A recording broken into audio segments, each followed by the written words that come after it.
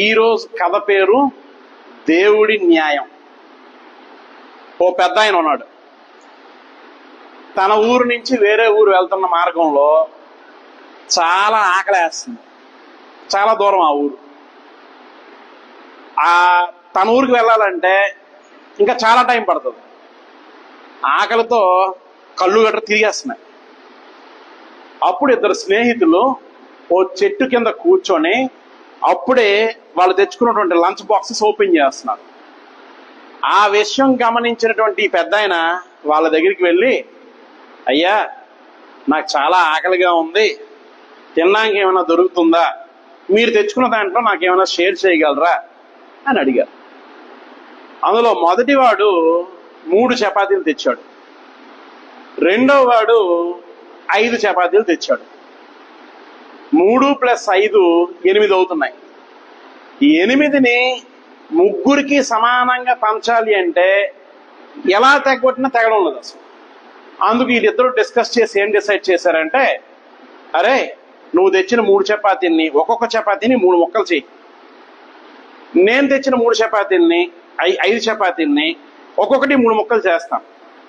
అంటే మొత్తం కలిపి 8 చపాతీలు వస్తే 8 3 24 ముక్కలు వస్తాయి. తలో 8 ముక్కలు తిని మన ఆకలి తీర్చుకుందామని అనుకున్నారు. అనుకుంటే సరే అని చెప్పేసి 3 ముక్కలు అయినాయి, 5 ముక్కలు అయినాయి. మొత్తం 24 పీసులు వచ్చాయి. నేను అంటే ఆ పెద్ద ఆయన ఒక 8 పీసులు తిన్నాడు. మొదటి స్నేహితుడు ఒక 8 పీసులు, రెండో స్నేహితుడు ఒక 8 పీసులు తిన్నాడు. నాకు చాలా సంతోషం అనిపించింది, చాలా తృప్తి చెందాను. మంచి ఆకలిగా ఉన్నాను అనమాట. చాలా తృప్తి అనిపించి నా దగ్గర ఒక 8 బంగారు నాణాలు ఉంటే ఆ ఇద్దరు స్నేహితుల్ని పిలిచి, ఇదిగోండి అయ్యా 8 నాణాలు ఉంచుకోండి అని ఆ 8 నాణాలు ఇచ్చేసి ఆ పెద్ద ఆయన అక్కడి నుంచి వెళ్ళిపోయాడు. ఇప్పుడు అసలు సమస్య మొదలైంది. వీరిద్దరు ఏమంటారు, ఆ 5 చపాతీలు ఇచ్చిన ఆయన ఏమంటాడు, నేను 5 చపాతీలు ఇచ్చాను కాబట్టి నేను 5 బంగారు నాణాలు తీసుకొని, నువ్వు 3 చపాతీలు ఇచ్చావు కాబట్టి నువ్వు 3 నాణాలు తీసుకొని ఆ 5 చపాతీలు తెచ్చిన అతను అంటాడు. ఈయనేమంటాడు, ఆ పెద్ద ఆయన ఇచ్చినవి 8 నాణాలు కదా, నేను సగం 4 నాణాలు, నువ్వు సగం 4 నాణాలు, అంటే నువ్వు 4 నేను 4 తీసుకుంటే సరిపోద్దా, చెరు సగం పంచుకున్నట్టుగా ఉంటది కదా అని ఈయన అంటాడు. సరే మీరు చెప్పండి, ఆయన చెప్పినట్టుగా 5 3 తీసుకోవడం కరెక్టా, ఈయన చెప్పినట్టుగా 4 తీసుకోవడం కరెక్టా? రెండు కరెక్టే. ఏది కరెక్టో మనం చెప్పలేకపోతున్నాం. మీరు చెప్పలేకపోతున్నారు, నేను చెప్పలేకపోతున్నాను. అయితే ఈ గొడవ చిరికి వాన అయింది, గాలి వాన అయింది, పెద్దదయ్యి పదన మహారాజు గారి దగ్గర తెచ్చుకుందాం అన్నారు. ఇద్దరు కలిసి మహారాజు గారి దగ్గరికి వచ్చారు. సమస్య అంతా చెప్పారు. మహారాజు కూడా 5 3 4 4 ఈ డైలమాలో ఉండిపోయి ఆలోచించి పొరకు తట్టడంలో పని చేయండి, ఆ 8 నాణాలు ఈ రోజుకి ఇక్కడ ఉంచండి, మీరు రేపు ఉదయం రండి, నేను తీర్పు చెప్తాను అన్నాడు. అన్న తర్వాత ఈయన ఆలోచించాడు. కొద్దిగా మేధావులు ఎవరు ఉన్నారో వాళ్ళందరితో డిస్కస్ చేశారు. కొంతమంది 4 ఇవ్వడం కరెక్ట్ అంటే, కొంతమంది 5 3 ఇవ్వడం కరెక్ట్ అంటున్నారు. ఇవన్నీ తేలక ఈయన ఏం చేశాడు, రాత్రి పడుకునే ముందు దేవుడి గదికి వెళ్ళి దేవుడికి నమస్కారం చేసి, స్వామి మానవ మాత్రమైనటువంటి మాకు ఏది సరైనదో 5 3 ఇవ్వడం కరెక్టా, 4 ఇవ్వడం కరెక్టో మాకు తెలియట్లేదు. కాబట్టి రేపు ఉదయం ఆ తీర్పు చెప్పే సమయానికల్లా నాకు కాస్త జ్ఞానోదయం కలిగించు, మంచి తీర్పు, ఎవరికి అన్యాయం చేయకుండా ఇద్దరికి న్యాయం చేసేటట్టుగా ఒక తీర్పు ఇచ్చేటట్టుగా నన్ను ఆశీర్వదించు అని చెప్పి నైట్ పడుకునే ముందు దేవుడు దండం పెట్టేసి ఈయన నిద్రకి నిష్క్రమించాడు. అక్కడి నుంచి పడుకున్నాడు.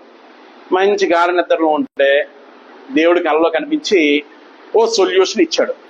సొల్యూషన్ ఇవ్వడంతో పాటు దానికి ఒక ప్రాపర్ రీజన్ కూడా చెప్పాడు ఎందుకు అన్నది. నెక్స్ట్ రోజు సభ మొదలైంది. ఆ 8 నాణాలు ఉన్నాయి కదా, ఆ 8 నాణాలు తీసుకొచ్చాడు. తీసుకొచ్చి 5 చపాతీలు తెచ్చిన వ్యక్తికి 7 నాణాలు ఇచ్చాడు. 3 చపాతీలు తెచ్చిన వ్యక్తికి 1 నాణం ఇచ్చాడు. ఈడు కదా జమ్మని లేచాడు, గొప్ప మహారాజు అయ్యాను, ఓహో న్యాయం చేస్తావు అంటే ఇదే నువ్వు చేసిన న్యాయం, 3 నాణాలు నా స్నేహితుడు ఇస్తానన్నాడు, అది కాదని నీ దగ్గరకు వస్తే నువ్వు 1 నాణం ఇచ్చావు, నీ దగ్గరికి వచ్చాను చూసావా, నాది బుద్ధి తక్కువ, ఇగో లెంపలు కూడా వేసుకుంటున్నానని మన లోపల నుంచి ఉక్రోషం తనుకు వస్తుంది. ఎందుకు? 4 ఇప్పిస్తాడు రాజు అని చెప్పి నా దగ్గరికి వచ్చాడు. రాజు దగ్గరికి, ఇగో రాజు దగ్గరికి వచ్చాడు. రాజు ఏంటి చేశాడు? ఉన్న ఎక్స్ట్రా 2 నాణాలు కూడా తీసేసుకొని 1 నాణం ఇచ్చి అక్కడ మొదటి వాడికేమో 7 నాణాలు ఇచ్చాడు. వీడు పట పట పట వాగుతున్నాడు లోపల ఉక్రోషంతో. హోల్డ్ ఆన్ రుకో సరా సవర్కరో అన్నాడు. అన్నది అప్పుడు ఎక్స్ప్లెయిన్ చేశాడు. ఇప్పుడు 3 చపాతీలు తెచ్చావు నువ్వు, 5 చపాతీలు తెచ్చాడు ఆయన. నీ 3 చపాతీని 3 ఒక్కొక్క చపాతీని 3 ముక్కల కింద చేస్తే ఎన్ని వచ్చాయి? 9 ముక్కలు వచ్చాయి. ఆయన 5 చపాతీల్ని 3 ముక్కలు చేస్తే ఎన్ని వచ్చాయి? 15 ముక్కలు వచ్చాయి. నువ్వు తెచ్చిన చపాతీని 3, ఒక్కొక్క చపాతీని 3 ముక్కలు చేస్తే ఎన్ని ముక్కలు వచ్చాయి? 9 వచ్చాయి. 9లో 8 నువ్వు మెక్కి 1 ముక్క మాత్రం ఆ ముసలోడికి ఇచ్చావు. కానీ ఆయన వచ్చిన 15 ముక్కల్లో 8 తను తిని 7 ముక్కలు ఆ పెద్ద ఆయనకి ఇచ్చాడు. ఆయన ఇచ్చిన బంగారు నాణాలు ఎన్ని? 8. నువ్వు 1 ముక్క ఇచ్చావు కాబట్టి నీకు 1 బంగారు నాణం. ఆయన 7 చపాతీ ముక్కలు కాంట్రిబ్యూట్ చేశాడు కాబట్టి ఆయనకి 7 బంగారు నాణాలు.